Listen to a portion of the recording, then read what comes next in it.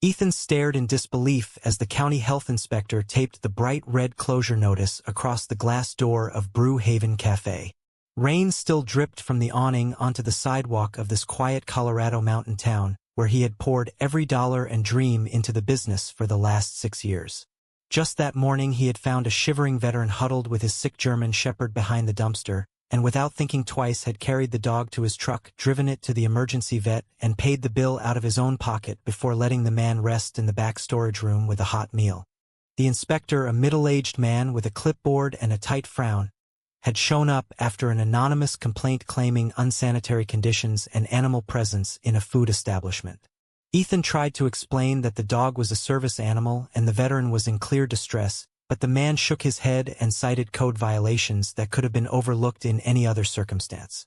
By the time the last customer was ushered out and the staff sent home with apologies, Ethan stood alone in the empty cafe, feeling the weight of every mortgage payment and employee paycheck now hanging in the balance.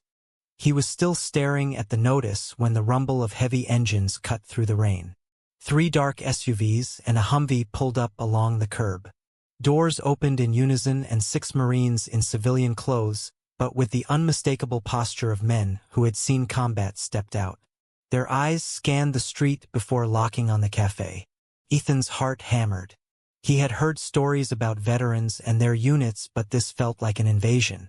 The lead Marine, a tall black man with a shaved head and sergeant stripes still visible on his jacket, marched straight to the door and rapped on the glass. "You Ethan Harper?" The man asked, his voice low but carrying authority. Ethan nodded, unable to speak. "Name's Sergeant Davis. Marcus Reed called us. Said you saved his dog Buddy and gave him shelter when no one else would. We came to make sure this town knows what kind of man you are." Behind him the others formed a loose semicircle, their presence turning heads up and down the street. Ethan swallowed hard, realizing that his small act of kindness had just pulled him into something far larger than one closed cafe. Inside the back room, Marcus Reed sat with Buddy's head in his lap. The veteran was 35, lean from years of service and hardship, with haunted gray eyes that had seen too much in Afghanistan. He looked up when Ethan entered, followed by the Marines.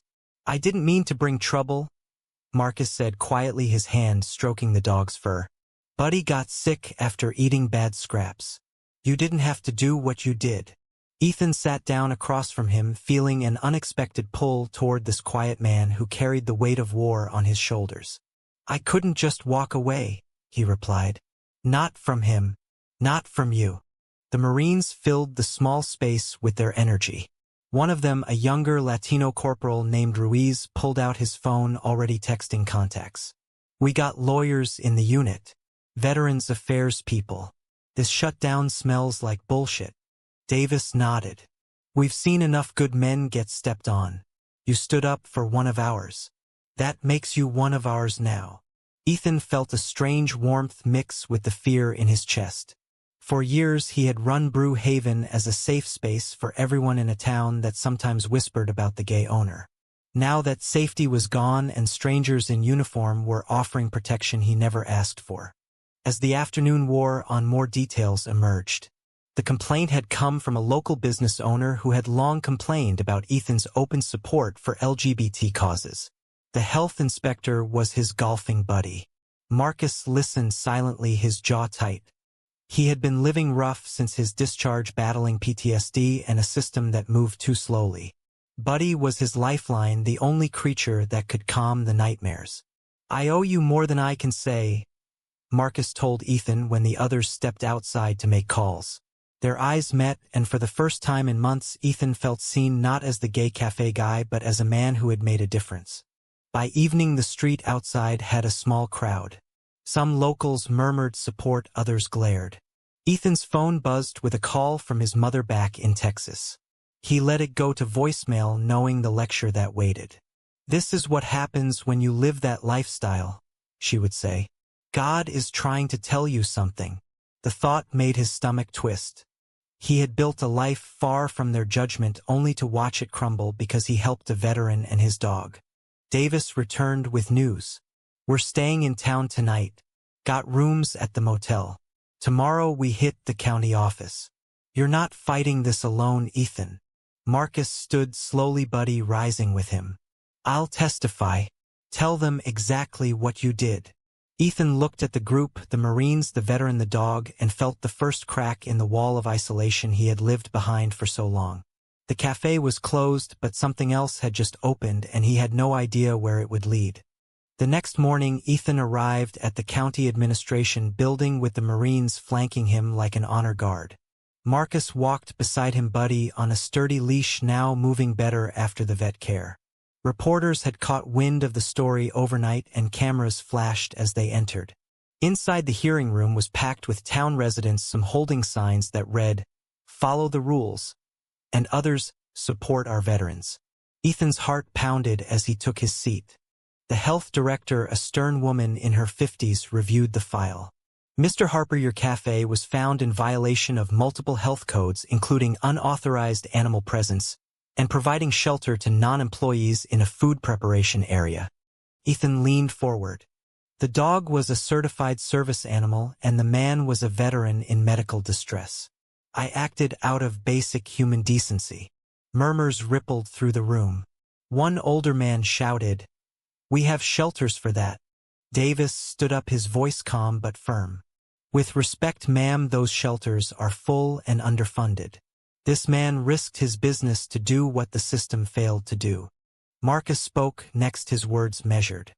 He described his deployment, the injury that ended his career, the years of struggling with homelessness, and how Buddy had kept him alive. Ethan didn't ask questions. He just helped. If that's a violation, then the rules are broken, not him. The room grew quieter.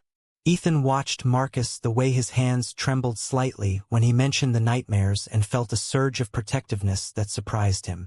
This was not just gratitude. There was a spark, something deeper, that had begun the moment their eyes met in the back room. During a break, Ethan stepped outside for air. His phone rang again. This time he answered. "Ethan, what on earth is happening up there?" his mother demanded. "I saw it on the news. You're associating with those people, and now your business is closed. When are you going to stop this rebellion against God's plan?" He closed his eyes, the familiar shame rising. "Mom, I helped a veteran. A man who served this country. Isn't that what your church preaches?" She sighed heavily. "You know what I mean. The lifestyle. It always brings trouble." The call ended with her usual plea to come home and get right with the Lord. Back inside, the hearing dragged on. The inspector admitted the complaint was targeted, but insisted the rules were clear. Ethan's manager, Sarah, a woman he had trusted for 4 years, sat in the back, avoiding his eyes. Later, she pulled him aside in the hallway. "I'm sorry, Ethan. I was the one who called it in. I thought I was protecting the business from your decisions." The town was talking. Betrayal hit like a punch. Sarah had been at his side through late nights and financial struggles. "You sold me out to bigots?" he whispered. She looked away. "I have kids. I can't afford to be on the wrong side." Marcus found him afterward. They sat on a bench outside the building, Buddy at their feet. "I know what it's like to be betrayed by people you trust," Marcus said softly. "In the Corps, some guys turned on me when they suspected I wasn't straight. I buried it deep. Lost friends over it." Ethan looked at him, surprised. Marcus nodded once. "Yeah. Closeted most of my life. The military, the family expectations. It's heavy." Their conversation stretched as the sun climbed higher. Ethan shared his own story of coming out in college and the slow fracture with his Texas family. Marcus listened without judgment, and for the first time Ethan felt the loneliness ease. By afternoon, the hearing recessed without a decision. The Marines gathered in the parking lot making plans. Ruiz had contacted a veterans legal aid group. Davis was rallying local supporters. Ethan watched them work, feeling both grateful and overwhelmed. His cafe employees had texted varying degrees of support, but the reality of lost wages weighed on him. That night at the motel where the Marines had insisted he stay, Marcus knocked on his door. They talked for hours about everything and nothing: the war, the dog, the future. When Marcus's hand brushed his, Ethan didn't pull away. The touch was brief but electric, a promise of something worth fighting for. The town, however, was not done. Protesters gathered outside the motel waving signs against special treatment for deviants. Ethan watched from the window, the tension coiling tighter. He had lost his business, his manager, and possibly his reputation. But in the room with Marcus and the quiet loyalty of the Marines, he felt the stirrings of a new strength. The price was high, but the alternative, silence and regret, felt worse. Word of the hearing spread fast. National outlets picked up the story, framing it as a clash between compassion and bureaucracy, with the gay cafe owner and the veteran at the center. Ethan's phone buzzed nonstop with interview requests and hate messages in equal measure. He sat in the motel room staring at the screen while Buddy slept on the floor and Marcus made coffee in the small machine.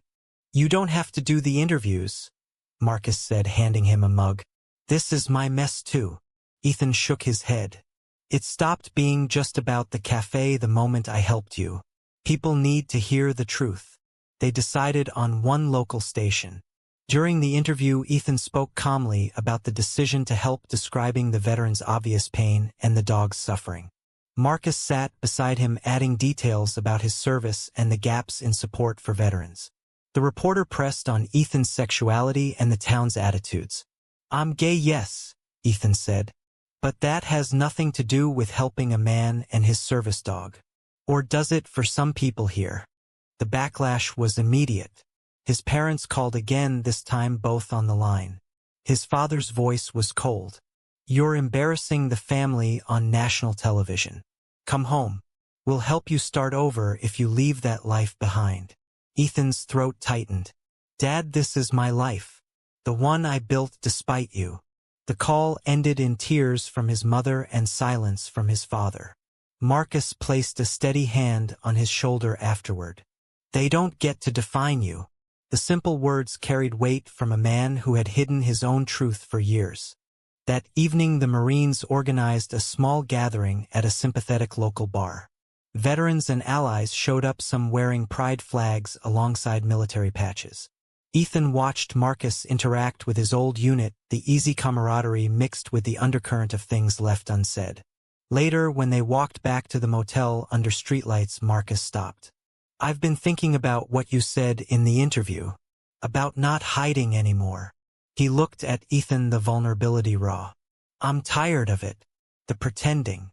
Their first kiss was tentative under the quiet night sky, filled with the kind of gentleness that came from two men who knew the cost of honesty. The next days brought more confrontations. A town council meeting turned heated when residents demanded the cafe stay closed, as an example. Ethan stood to speak, his voice steady despite the booze. "I broke a rule to save a life. If that makes me the villain, then so be it." Davis and the Marines testified about Marcus's service record and the reality of veteran homelessness. One Marine, a quiet man named Thompson, revealed he had been helped by strangers during his own dark times. The room remained divided, but the narrative was shifting. Sarah, the former manager, approached Ethan privately afterward. "I was wrong. The complaints came from people who never liked your cafe because of who you are. I let fear win." Her apology felt hollow against the damage, but Ethan accepted it. There was no room left for more bitterness. Marcus's PTSD flared that night after the meeting. He woke gasping from a nightmare, and Ethan stayed up holding him, talking him down until dawn. In those quiet hours, the bond deepened from attraction to something that felt like partnership. They spoke of dreams. Marcus wanted to work with service dogs. Ethan imagined reopening a smaller space focused on community. The pressure from family intensified. His sister texted photos of the church prayer group dedicated to his salvation.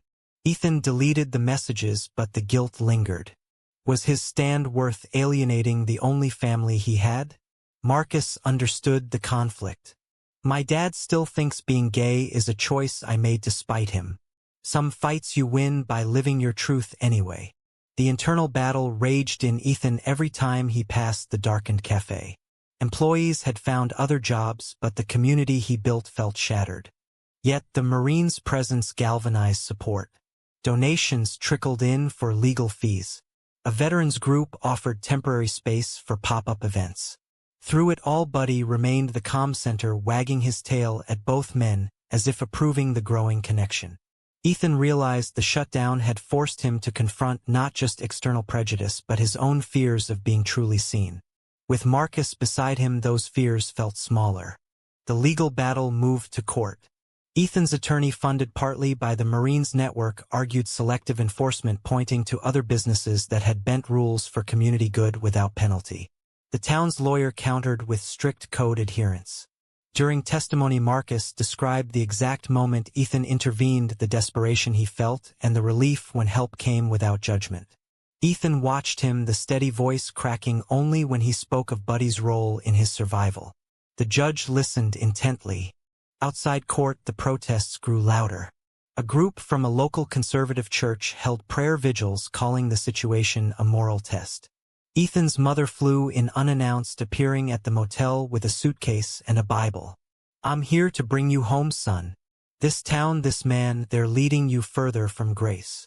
The confrontation in the parking lot was raw.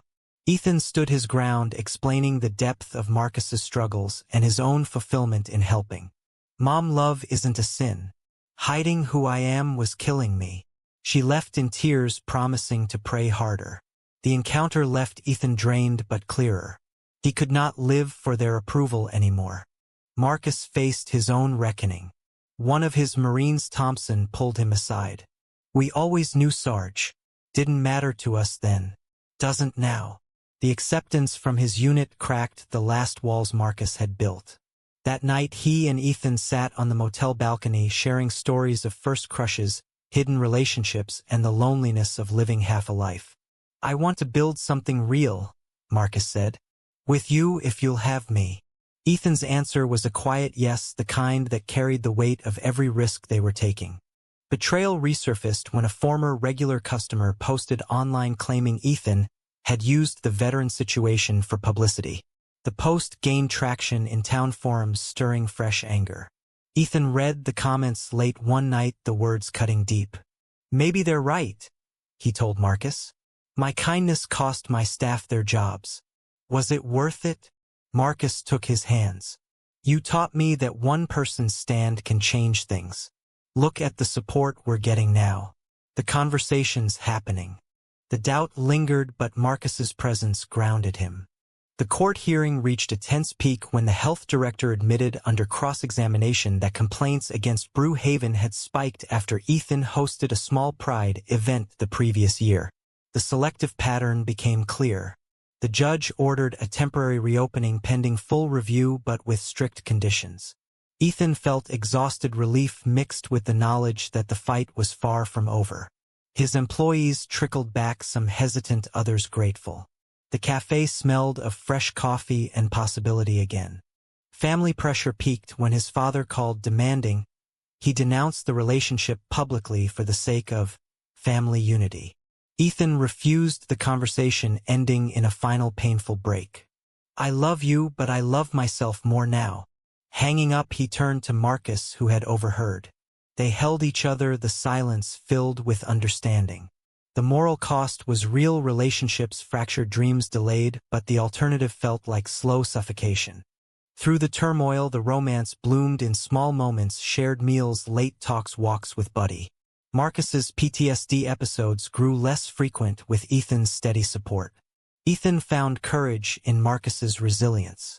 The town watched divided, but the Marines' continued presence sent a message that kindness and love would not be easily silenced. The final court date arrived under heavy media scrutiny. National veterans organizations had joined the fray, turning the case into a symbol of broader issues around service members and small business owners. Ethan prepared his statement the night before, pacing the cafe after closing. Marcus sat at a corner table, watching him with quiet pride. "Whatever happens tomorrow, we face it together." In court, the atmosphere crackled. The town presented its case as rule of law. Ethan's team highlighted compassion, precedent, and the human element. Marcus testified again, this time more openly, about his sexuality and how Ethan's acceptance had given him hope. He didn't see a broken veteran. He saw a man worth helping. The words hung in the room, shifting even some skeptical faces. During recess, Ethan's sister texted a surprising message of quiet support. "I'm proud of you. Dad's wrong. It was a small crack in the family wall, but it mattered. The Marines filled the gallery, their uniforms a silent testament. When the judge ruled in Ethan's favor, ordering the permanent reopening with a modest fine and new guidelines, the room erupted. Cheers from supporters, tears from Ethan. Outside the courthouse, Marcus pulled him into a hug, the kind that lingered. "You did it." Ethan shook his head. "We did it." The celebration at the cafe that evening was modest but heartfelt. Staff hugged him, regulars returned with apologies. The Marines raised glasses to fallen brothers and new beginnings. In a quiet moment, Marcus and Ethan slipped to the back room where it all started. "I love you," Marcus said simply. Ethan kissed him, the emotion raw and real after months of tension. Yet the victory carried scars. The fine strained finances. Some customers stayed away. Ethan's parents remained distant, though his sister visited, bringing tentative reconciliation. Marcus moved in above the cafe, helping with operations and starting a small service dog training side project. Their relationship faced stares and occasional comments, but they met them with quiet dignity. Internal reflection came in waves. Ethan wondered at the price, the lost trust, the family rift, the months of fear. Marcus grappled with coming out publicly, the vulnerability it brought. They talked through it late into nights, learning that love required choosing each other daily amid the world's noise. The Marines checked in regularly, their bond with Ethan now unbreakable. Davis joked that he had gained a brother and a cafe with the best coffee on base leave. The story spread, inspiring other small acts of courage around the country. Ethan received letters from gay business owners and veterans alike. The experience had transformed him from a man hiding pieces of himself to one standing fully in his truth. Marcus found purpose beyond survival, training dogs and mentoring young veterans. Months later, Brew Haven thrived again with new energy. Marcus's service dog program brought in veterans and their animals, creating a community hub that felt like the original dream but stronger. Ethan and Marcus moved into a small house nearby, walking buddy every evening through the mountain trails. The relationship had deepened into a partnership of equals built on shared trials and quiet joys. Ethan's family situation evolved slowly. His sister became a bridge, his mother sent a cautious card on his birthday. His father remained silent, but the door was no longer slammed shut. Ethan accepted that some bridges took years to rebuild. The town's attitude softened as the story faded from headlines and daily kindness replaced outrage. A few former protesters even became regulars. Looking back, Ethan saw the chain of choices clearly. Helping the dog had been instinctive. Standing firm against shutdown had been principled. Loving Marcus had been inevitable. Each carried a cost: lost income, fractured family, public scrutiny. Yet the gains were profound: a deeper sense of self, a chosen family, a love that felt authentic. One crisp fall evening, as they sat on the porch watching Buddy chase leaves, Marcus turned to him. "Do you ever regret it? The shutdown, the fight, everything?" Ethan thought for a long moment. "I regret the pain it caused others. But I don't regret choosing compassion. Or choosing you." They sat in comfortable silence, the kind earned through fire. The experience had taught them both that courage often looked like a simple act in the rain, a door opened to a stranger, a hand held in the dark. Society's prejudices and family expectations still existed, but they no longer defined them. In their place stood resilience, connection, and the knowledge that doing the right thing, even when costly, was its own reward. In the end was Ethan's decision to help the veteran and his dog, and to stand openly for love and truth. The correct moral choice despite the personal and professional destruction it initially caused. Or should he have prioritized self-preservation in a world that often punishes those who defy its prejudices?